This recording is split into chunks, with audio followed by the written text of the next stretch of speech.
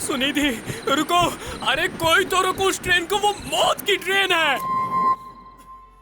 ये कहानी है 2011 के जयपुर की, जब रात के करीब 12:15 बजे जयपुर रेलवे स्टेशन पर एक लड़का इस तरह दौड़ रहा था जैसे किसी ट्रेन का पीछा कर रहा हो, लेकिन वहां मौजूद लोगों को पटरी पर कोई ट्रेन दिखाई ही नहीं दे रही थी। कुछ देर दौड़ने के बाद वो लड़का अचानक रुक गया और हांफते हुए गहरी सांसें लेने लगा।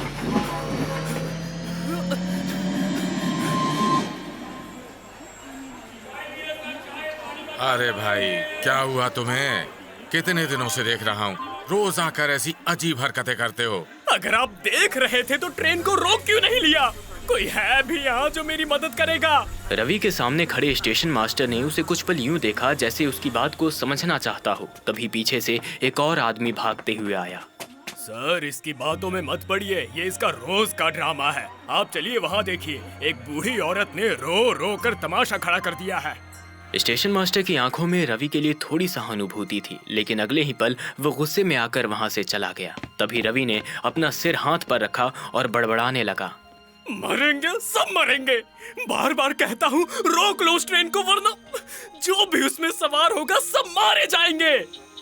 रात का वक्त था, इसलिए स्टेशन पर ज्यादा भीड़ नहीं थी, पर जो भी चंद लोग मौजूद थे वे सब हैरानी से और डर के साथ रवि को घूर रहे थे। रवि मात्र 28 साल का एक युवक था। अक्सर इसी तरह हर रात जयपुर स्टेशन पर आता और अजीबोगरीब हरकतें करता। कुछ दिन बाद फिर वही दृश्य दोहराया गया, लेकिन इस बार प्लेटफॉर्म पर मौजूद एक आदमी ने रवि का हाथ पकड़ लिया।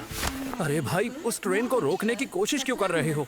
आखिर क्यों ट्रेन के पीछे भागे जा रहे हो?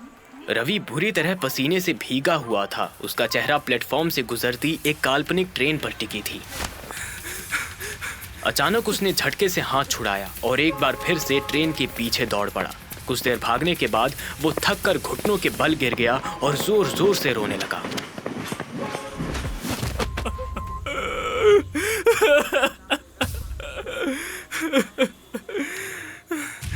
मैं आज भी उसे नहीं रोक पाया, मैं आज भी उसे नहीं बचा पाया। ना जाने वो ट्रेन कब दोबारा आएगी और ना जाने कब मुझे मेरी सुनिधि वापस मिलेगी।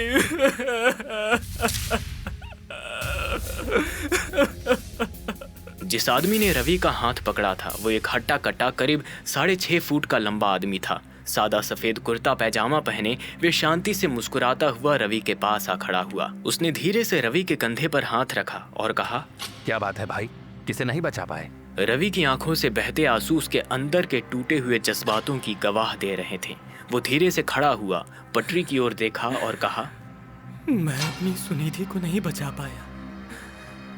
एक बार फिर वो उस ट्रेन में चढ़ गई और मुझे छोड़ के चली गई। उस ट्रेन का कोई नाम नहीं है, कोई नंबर नहीं है। हर बार वो उस पटरी से उतरती है और सब मारे जाते हैं। देखो, मेरा नाम अभिनंदन है। मेरे साथ कंट्रोल रूम चलो, हम वहाँ रिपोर्ट करेंगे। शायद इस बार कोई कुछ कर सके। ये सुनते ही रवि की मुट्ठी भीज गई। उसकी आंखों में गुस्सा चमक उठा। ये लोग मेरी बात नहीं सुनते, किसी को फर्क ही नहीं पड़ता है। अभिनंदन ने रवि का कंधा थाम लिया और उसे अपनी ओर खींचते हुए बोला, चलो, आज मैं खुद बात करूंगा।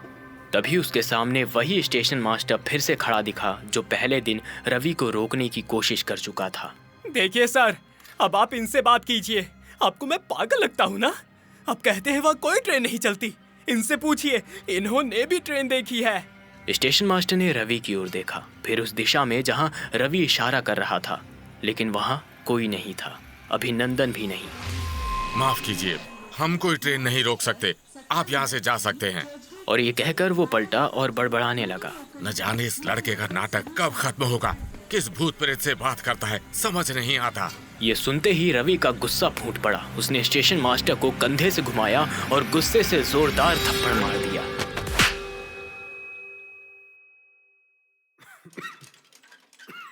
दो दिन हो चुके थे रवि को गिरफ्तार हुए। स्टेशन मास्टर पर हाथ उठाने की वजह से रवि को पुलिस के हवाले कर दिया गया था। पुलिस के सवाल, नींद की कमी और बीते कल की याद सब एक साथ सुलग रहे थे। 2009 जयपुर रात 12 बजे। सुना है 2009 में इसी वक्त इस प्लेटफॉर्म पर एक एक्सीडेंट हुआ था। S13 कोच जलकर राख हो गया था। रवि, मुझे कुछ ठीक नहीं लग रहा। ये ट्रेन मत लो, आज कुछ बहुत बुरा होने वाला है। अरे क्या पगली जैसी बातें कर रही हो? इतना प्लान किया है, अब कैंसिल। रिलैक्स, कुछ नहीं होगा। कभी कभी एक छोटी सी जिद पूरे जीवन की सबसे बड़ी गलती बन जाती है। ये बात है 2009 की। रात 12 बजे रवि और सुनिधि ट्रेन का इंतजार कर रहे थे, जहां सुनिधि उसे बार बार समझा रही थी कि कुछ गलत होने वाला है, उसे कुछ ठीक नहीं लग रहा है, उसे वहां नहीं जाना चाहिए। रवि, ये ट्रेन रुकेगी नहीं। मैं देख रही हूँ, हम मरने वाले हैं।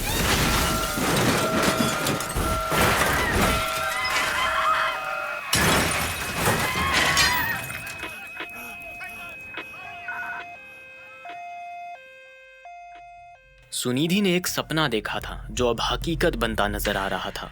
उसने बार बार रवि को अपना सपना बताने की कोशिश की, उस ट्रेन में सफर न करने की हिदायत भी दी थी, लेकिन रवि उसकी एक बात नहीं सुन रहा था।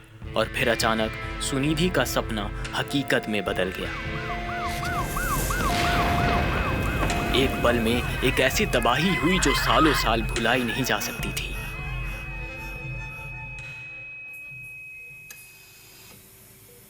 उस हादसे में रवि तो बच गया, लेकिन सुनिधि नहीं बच पाई, और न ही S13 में सवार बाकी 63 लोग। हर रात 12:15 बजे मैं उसे फिर ट्रेन में चढ़ते देखता हूँ। उसे रोक नहीं पाता। मैं अकेला क्यों बचा? उस हादसे को बीते कई साल हो गए हैं, लेकिन रवि के लिए उस खौफनाक मंजर को भुला पाना आसान नहीं था। अनाथ है या परिवार ने पागल कहकर घर से निकाल दिया? 3 दिन से पड़ा है, कोई आया नहीं तेरा यहाँ पर? हवलदार ने रवि को 3-4 ताने दिए और फिर पुलिस ने उसे मानसिक रोगी मानकर छोड़ दिया। लेकिन रवि की रातें खत्म नहीं हुई थी। वो फिर सुनिधि को बचाने स्टेशन की ओर चल दिया। ट्रेन के डिब्बे में आग मेरी वजह से लगी थी, और अब मैं ही अपनी सुनिधि को बचाऊंगा। सुनिधि के लाख समझाने पर भी रवि अपनी सिगरेट पीने की आदत को छोड़ नहीं पा रहा था। उस रात भी उसने ट्रेन में सिगरेट सुलगाई और माचिस की तीली सीट के नीचे फेंक दी। रवि को अंदाजा ही नहीं था कि सीट के नीचे केरोसिन की बोतल पड़ी है। इसके बाद क्या हुआ आप खुद अंदाजा लगा सकते हैं। कुछ दिन बाद रवि फिर से उसी स्टेशन पर खड़ा है। उसे फिर से ट्रेन की परछाई नजर आ रही है।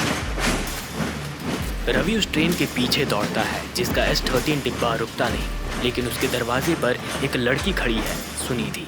वो मुस्कुराते हुए अपना हाथ आगे बढ़ाती है। अब आ जाओ रवि, बहुत देर हो गई। रवि ने कभी नहीं माना कि वो पागल है। वो मानता था कि ये ट्रेन सच में आती है, और कुछ देर चलने के बाद उसके S13 डिब्बे में आग लग जाती है। इस बार फाइनली उसने ट्रेन पकड़ ली थी, मौत की ट्रेन। अगर उस रात मैंने सुनिधि की बात मान ली होती तो मैं उसके साथ कई बेगुनाहों की जान बचा सकता था।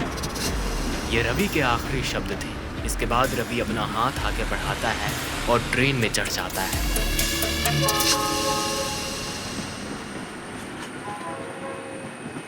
कभी कभी इंसान अपने दर्द से भाग नहीं पाता, वो उसे जीने लगता है। बड़ी खबर आ रही है जयपुर से, जहां जयपुर स्टेशन पर युवक ने ट्रेन के नीचे आकर की आत्महत्या। जी हां, एक युवक ने ट्रेन के नीचे आकर खुदकुशी कर ली है। युवक का नाम रवि अग्रवाल बताया जा रहा है। कुछ कहानियों का अंत नहीं होता। ये कहानी रवि के प्यार और पछतावे में उलझी एक ऐसी कहानी थी जिसमें सपने और हकीकत का फासला बहुत गहरा था। क्या सच में ट्रेन का वो डिब्बा S13 रवि की कल्पना थी, या रात के 12:15 बजे कोई तड़पती आत्मा उस डिब्बे से झांकती है और किसी अगले रवि का इंतजार करती है? नमस्कार, मेरा नाम है निखिल भास्कर, इस कहानी का सूत्रधार, और ये थी आज की कहानी, मौत की ट्रेन।